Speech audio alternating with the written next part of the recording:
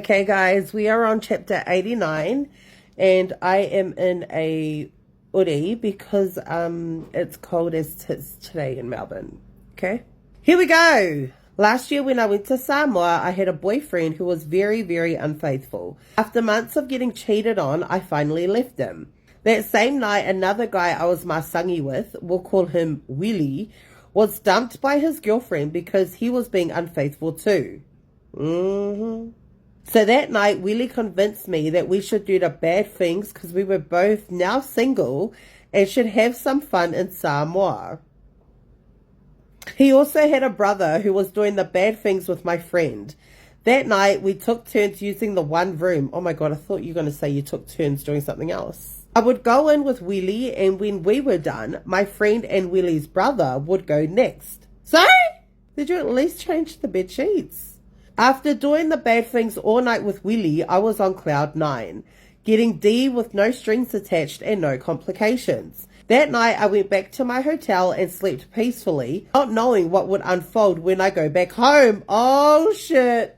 I fly back to New Zealand and was confronted at church by Willie's girlfriend in front of my whole youth. Apparently, they had never broken up. Bro! Willie's girlfriend and my friend were cousins, and that's how she found out about our doings in Samoa. Your own friend snitched on you? Time to find new friends, girl. My friend literally snitched on me when she was the one who was also convincing me to sleep with Willie in Samoa so that she could get with the brother. In all my embarrassment and with all my acting skills, I denied, and even offered out my friend for lying.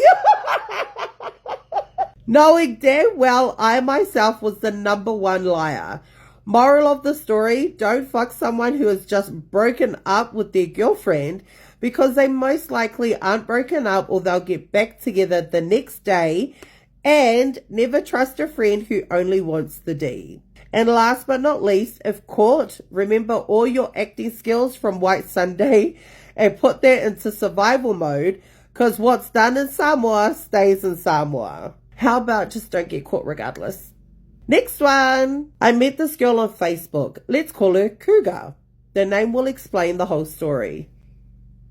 Okay. So me and Cougar were messaging for a few weeks, getting to know each other. And honestly, it was going good until she asked me how old I was. Bro! I don't think I want to carry on with this story. I told her I was 20, knowing that she was way older than me. I'm only 16!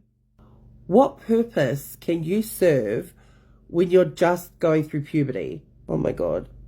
Anyways, we keep talking and then we finally meet up and she stays in Mangere and I stay in Rewa. I told you no good stories come from Auckland. We meet up and do the good things because damn, these older girls really know what they're doing. I can vouch for that. So we did the good things regularly, and after a few months of doing it, I got sick of her. And so my plan was to tell her my real age so that she can go about her life. But she turned around and said, I don't care. I don't know why I liked it. Oh my gosh, very moipi. So we still do the bad things to this day, even though she has a boyfriend her actual age. I'm Tongan, so I didn't care. Also, this all happened this year and it's still happening to this day. And he wrote, hashtag, these Samoan mums be dangerous. Yes, we are, bitch. Next one. In 2014, I was 15 years old. Oh, please. I don't need any young stories, okay? Sesi maua leo leo. In 2014, I was 15 years old, going to high school and whatnot, and I've always had a crush on this guy from primary. But I could never go through with anything and would never have the balls to say anything, so I kept it all to myself. So I just thought to myself, why not talk to someone? You know, just to get my feelings off this one guy. 'Cause you're 15? My son is 15. Anyways, I started talking to this Tongan guy who had just started at my high school. And at first he wanted to date, but I was kind of shy. Because like I was a mega tomboy and all.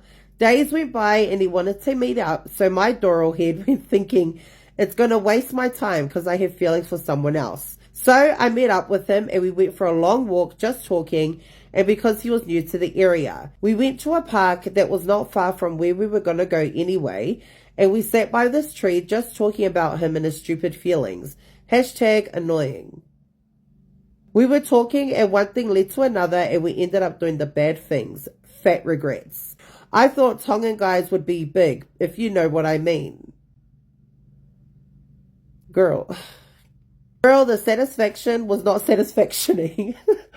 Fast forward a couple of months, we're still talking and he still kept wanting to date, but I still said no. 7 months into us talking, I went to see him again and just thought maybe this time will be better. Hey, whawhetai. This guy thought he was all that because we both lasted longer than the first time, but still I wasn't satisfied. I ghosted him straight after and a few weeks passed and found out I was 13 weeks pregnant. He really told me pull out game strong. That's what happens when you're female at 15, okay? So only a few people I was close with knew about me and him. So the day I found out I was pregnant, I told him straight away and this nigga full on told me to not keep it. I put that in kind of words, to not keep it. If his family found out, they were going to send him back to Tonga and he wasn't going to get his 21st key. Anywho, I kept my baby and carried on going to school and graduating. Fast forward to 2015, I had given birth and gained a few friends who would always come around to my house. I ended up telling them who my baby's donor was and they were okay with it.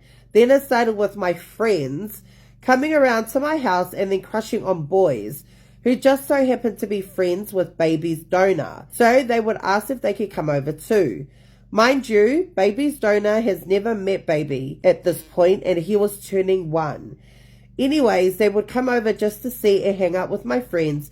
But in that group of friends, I had a cousin who had just started at my school as well. So she was just at my house. My cousin ended up getting with all the boys that came over and slept with every single one of them. And I mean all of them. There were 7. She literally did all of them one after another, like no shower, no nothing. Oh, very STD.